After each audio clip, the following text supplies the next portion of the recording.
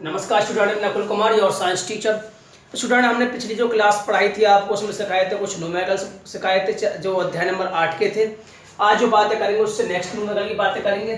Student, next numerical है question number 5 page number 124। इसमें कहा गया है किसी गाड़ी की जो चालक है, किसी गाड़ी का चालक है 52 किलोमीटर प्रति घंटे की गति से चल रहा है। कार में ब्रेक लगाता है तब कार का विपरीत दिशा में एक समान दर से त्वरित होती है और कार 5 सेकंड में रुक जाती है। क्लियर। फिर उसके बाद इसने कहा जो पहली कार है, मान लिया हमने कार मान ली ए, कार ए, पहली कार नाम दे दी हमने क्या ए। पहली कार में स्टार्टिंग जो वेलोसिटी है वो कितनी बता रहा है 52 किलोमीटर पर आवर। इसे मीटर पर सेकंड बदलने के लिए किससे मल्टीप्लाई करेंगे 5/8 से। क्लियर। ये 2 से 26 टाइम्स और ये 2 से कितनी बार कट जाएगी 9 टाइम्स। क्लियर। तो ये 26 की मल्टीप्लाई तो 5 में होगा 130, ये आ जाएगा सॉल्व होगा 130/9 मीटर पर सेकंड। क्लियर। उसके बाद हमसे कहा गया है कि वो 5 सेकंड रुक जाती है, यानी ब्रेक लगा रहा है, तो ब्रेक लगाने पर त्वरण कैसा होगा माइनस का आना चाहिए। ठीक है। तो टाइम कितना दिया है 5 सेकंड। रुक जाने का मतलब है कि अंतिम जो वेग है वो कितना होना चाहिए 0। रुक जाती है तो गाड़ी, इसका मतलब ये है कि फाइनल वेलोसिटी क्या है 0 है। तो हमसे पूछा गया है कि ए क्या है और उसके बाद दूरी निकालनी है हमें। क्या निकालनी है दूरी। उसके बाद कार सेकंड की बातें करेंगे। सबसे पहले हम कार ए की बातें कर लेते हैं। तो यहाँ गति के फर्स्ट समीकरण क्या है आपने सीखा है। गति का फर्स्ट समीकरण होता है v = u + at। क्लियर।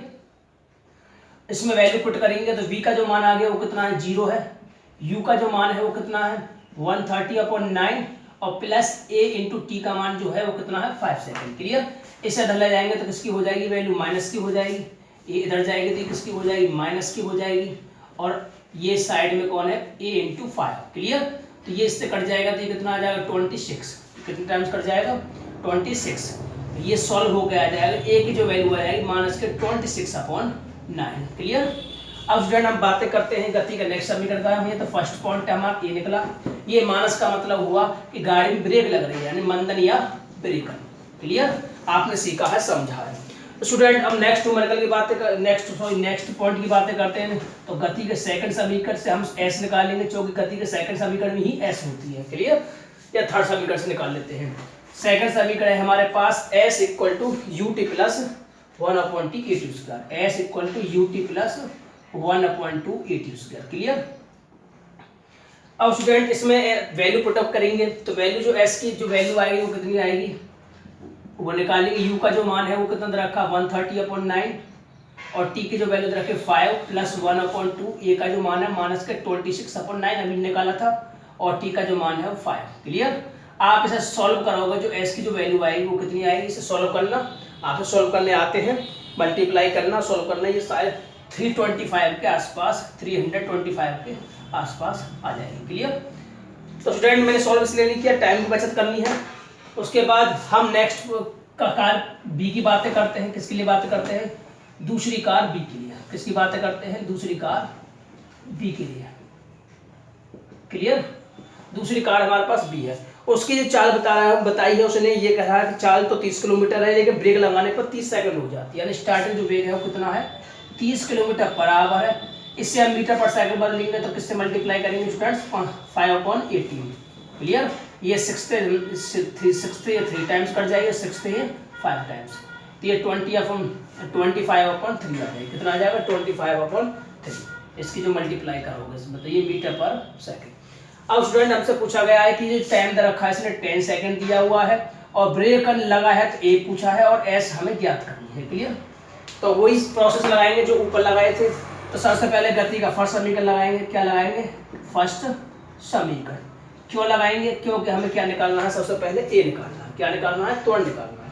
तो लगाइए v = u + at।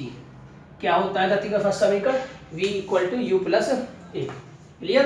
तो इसमें वैल्यू पुट करेंगे तो v का जो मान है वो कितना है लास्ट में रुक जाती है, इसका मतलब वेलोसिटी क्या है 0। a दे रखा है, कितना दे रखा है 25/3। क्लियर। प्लस उसके बाद a निकालना है, t दे रखा है 10। इधर ले जाएंगे इसे तो ये हो जाएगा माइनस के 25/3 और ये हो जाएगा a × 10। क्लियर। 5 से 2 टाइम्स, 5 से ये 5 टाइम्स। क्लियर। तो जो ए की जो वैल्यू आएगी लगभग कितनी आएगी, माइनस के 5.6। ए की जो वैल्यू आ जाएगी वो कितनी आ जाएगी, माइनस के 5.6 मीटर पर सेकंड स्क्वायर। ऐसे यहाँ पे भी लगा दो मीटर पर सेकंड स्क्वायर। तो ये आ गया हमारे पास तोड़ आ गया। क्या आ गया, तोड़। तोड़ यहाँ माइनस का इसलिए आ रहा है क्योंकि गाड़ी में ब्रेक लग रही है। क्या लग रही है, ब्रेक, मंदन या ब्रेकर।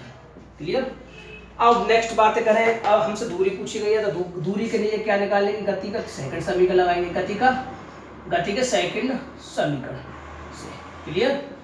तो गति का सेकंड समीकरण आपने पढ़ा है, क्या है, s equal to u t plus 1/2 AT square. Student इसमें s का जो मान निकालेंगे हम, s का जो वैल्यू रखेंगे इसमें u की वैल्यू कितनी आई हमारे पास रखी होगी 30, कन्वर्ट करिए हमने ये 25/3, टाइम है 10 सेकेंड, 1/2 a की जो वैल्यू आई माइनस के 5/6 और t की जो वैल्यू है 10। इससे आप सॉल्व करोगे स्टूडेंट, काटा पीटी जो करोगे इसमें, इसके जो बाद आएगा जो उसका आंसर आ जाएगा, इसका कितना आ जाएगा 125/3 मीटर। क्लियर। कितना आ जाएगा 125/3 मीटर। क्लियर। अब स्टूडेंट हमसे पूछा गया है कि कौन सी कार जल्दी रुक जाती है, कौन सी कार अधिक दूर जाती है, कौन सी कार नजदीक रहती है, यानी कौन सी कार ब्रेक लगने के बाद अधिक दूरी तय करेगी। तो स्टूडेंट इसकी तुलना करेंगे। इसकी तुलना करके देखो, यहाँ ये अपन 9 और 125/3, इसमें 3 की मल्टीप्लाई करेंगे हर वन सेम बनाने के लिए, तो ये आ जाएगा 325/9 और ये आ जाएगा 375/9। तो बताइए कार कौन सी ज़्यादा चल रही है, ये सेकंड वाली कार। तो कह देंगे हम यहाँ सेम बनाने के लिए मल्टीप्लाई किए मैंने, हर सेम बनाने के लिए जब तुलना करते हैं हम, तो ये कार ए के लिए है, ये कार बी के लिए है। तो हम कहेंगे कि कार बी ब्रेक लगने के बाद अधिक दूरी तय करेगी। क्या करेगी, अधिक दूरी तय करेगी। क्लियर। तो हमें यही आंसर देना था कि कौन सी कार अधिक दूरी तय करती है, कौन सी कार कम दूरी तय करती है। अब स्टूडेंट हम इसका हमसे ग्राफ पूछा गया है, इसके ग्राफ बनाइए, तो ग्राफ के बारे में जिक्र करते हैं। क्लियर। तो इसने कहा है कि इसकी जो चाल है वो कितनी है 52 किलोमीटर। मैंने यहाँ पर तो समय लिया सेकंड में और यहाँ जो वेग लिया उसमें लिया किलोमीटर पर आवर में या मीटर पर सेकंड में लिख सकते हो। ध्यान रखना मैंने जो वेलोसिटी ली है यहाँ पर किलोमीटर पर आवर में ली है, आप चाहो तो मीटर पर सेकंड से भी ग्राफ बना सकते हो, लेकिन समय है आवर में लेना चाहिए, लेकिन मैंने लिया है सेकंड में, जिससे ग्राफ में इजीली बने। स्टूडेंट अब जो बातें करते हैं, ये जो इस वेग दर रखा 52 दर रखा, कितना दर रखा वेग 52, ये रहा। क्लियर।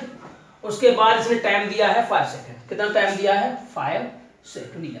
इन दोनों पॉइंटों को मिला दीजिए, ये बन जाएगा पहली कार के लिए। इन दोनों पॉइंटों को आप पैमाने से मिलाइए।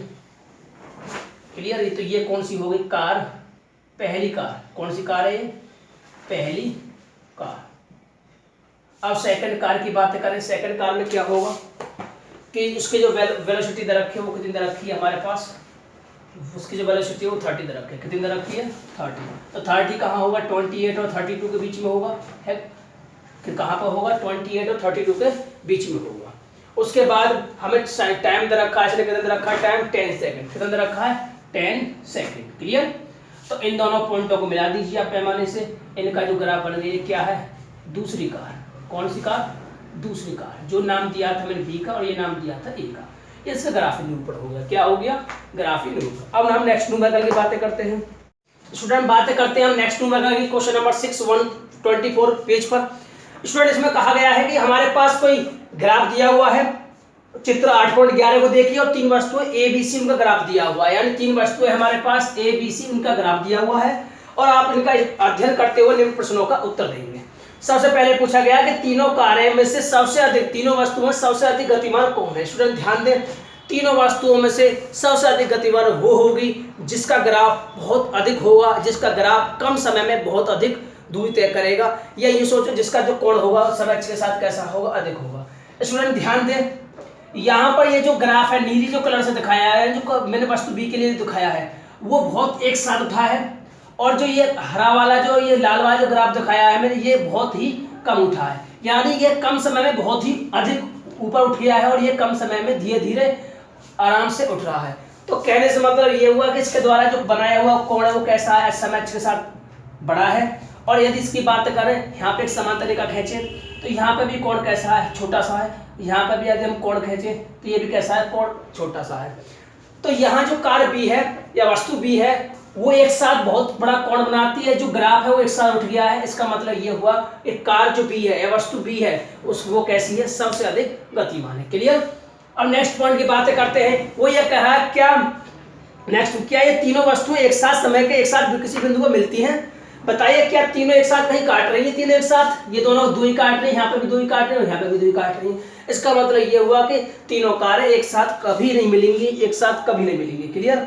अगला क्वेश्चन है, उसमें पूछा गया है कि जिस समय बी इस एक से गुजरती है यानी बी ए को क्रॉस करती है, जिस समय बी ए को क्रॉस करती है, यहाँ पे ये समय, कौन समय? इस समय। उस समय मुझे बताइए कि इसने कितनी दूरी तय करी? कौन ने? सी ने। सी का कहाँ है टाइम? ये रहा। सी की बात कर रहा है, किसकी बात कर रहा है? सी के। तो सी के जो ग्राफ है वो किसके सामने आएगा? 8 के सामने आएगा। क्लियर। तो इसमें पूछा गया है कि बी और ए जहां काट रहे हैं वहां समय देखिए, ये रहा। उस समय पे जहां हरे वाला जो बिंदु दिखाया सी कार जो है, सी वस्तु है, वो कितने दूरी पे काट रही है? 8 पे। तो मैंने कहा है लगभग कितनी दूरी पर काट रही है, ग्राफ को देखोगे तो आपको सब पता चल जाएगा कि 8 किलोमीटर की यात्रा कर चुकी होगी। क्लियर। नेक्स्ट पॉइंट की बातें करते हैं। जिस समय बी सी को गुजरती है, सी को पास करती है, क्या बोला ये कि बी सी को काटती है। बी नीली जो पेन दिखाई और सी हरी वाली जो पेन दिखाई, सी को काट रही है। कहाँ काट रही है? यहाँ समय देखिए। उस समय मुझे बताइए कि ये कितना समय तय कर चुकी है, ये कितनी दूरी तय कर चुकी है। तो उसमें पूछा गया दूरी कितनी आ रही है इसके सामने। देखो स्टूडेंट, यहाँ पे जो काट रहे हैं इसके सामने ग्राफ के समय के लिए और दूरी के लिए इधर देखेंगे तो ये लगभग क्या पर काट रही है? 6 किलोमीटर पर। कितने पर काट रही है? 6 किलोमीटर पर। क्लियर। अब नेक्स्ट न्यूमेरिकल की बातें करते हैं। नेक्स्ट न्यूमेरिकल में कहा गया है कि 20 मीटर की ऊंचाई से गेट यानी दूरी कितनी दी है? यहाँ पर दूरी कितनी दी है? 20 मीटर। तो उसके बाद कहा गया है स्टार्टिंग में वेग क्या था? स्टार्टिंग वेग हमारे जो स्टार्टिंग में हाथ में बॉल थी हमारे पास, ये ऊपर से कोई बॉल गिराई जाती है तो स्टार्टिंग में जो वेग है वो क्या है? 0 है। क्या है? वेग 0। क्लियर। तो उसके बाद कहा गया है कि 10 मीटर पर सेकंड के एक समान तोड़ से, तोड़ कितना है? 10 मीटर पर सेकंड उस के एक समान तोड़ से धरातल टकराती है। टकराने के बाद वह धरातल से टकराती है। टकराते समय वेग ज्ञात करना है और वह कितने समय बाद टकराएगी, कितने समय बाद टकराएगी। क्लियर। तो हमसे एक टाइम पूछा गया है कि वो कितने समय बाद टकराएगी। तो स्टूडेंट ध्यान दें, हम सबसे पहले टी निकालने के लिए हमें गति का समीकरण v बराबर u प्लस ए टी, उसमें भी टी आती है। s और गति का सेकंड समीकरण में भी टी आती है। s बराबर u T plus 1/2 A T square. Clear. तो स्टूडेंट हमें क्या ज्ञात करना है? सबसे पहले हमें ज्ञात करनी है कि इसका वेग, टकराते समय उसका वेग कितना है, कितने वेग से धरातल टकराएगी। तो सबसे पहले हमें वेग ज्ञात करना है। तो वेग ज्ञात करने के लिए क्या करेंगे? गति का वो समीकरण लगाएंगे जिसमें टी की आवश्यकता नहीं है। कौन समीकरण जिसमें टी नहीं आता? गति का थर्ड समीकरण से। कौन समीकरण से? थर्ड समीकरण। तो गति का थर्ड समीकरण क्या पढ़ा है आपने कि v square equal to u square plus के 2as। जरा वैल्यू पुट करोगे यहाँ पे, v का मान नहीं मालूम, u का मान मालूम है कितना है? 0 है। 2a कितना है? 10 है। s कितना है? 20। तो मल्टीप्लाई करोगे इनकी तो कितना आ जाएगा? 400। कितना आ जाएगा? 400। आप इसका रूट लेओगे 400 का तो ये कितना आ जाएगा? 20 मीटर पर सेकंड। क्लियर।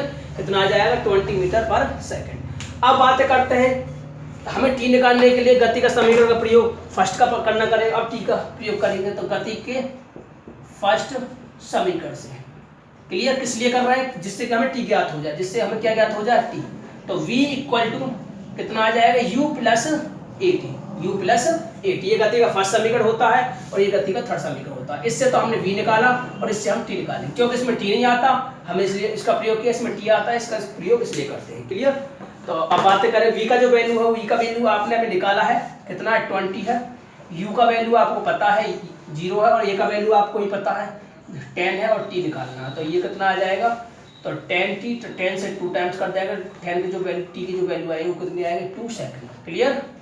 स्टूडेंट हम नेक्स्ट क्लास में बातें करेंगे, इससे आगे जो शेष न्यूमेरिकल्स हैं उनकी बातें करेंगे। जब तक आप अच्छे से रिवाइज करें, उम्मीद कर रहा हूँ आपको समझ में आ गया होगा।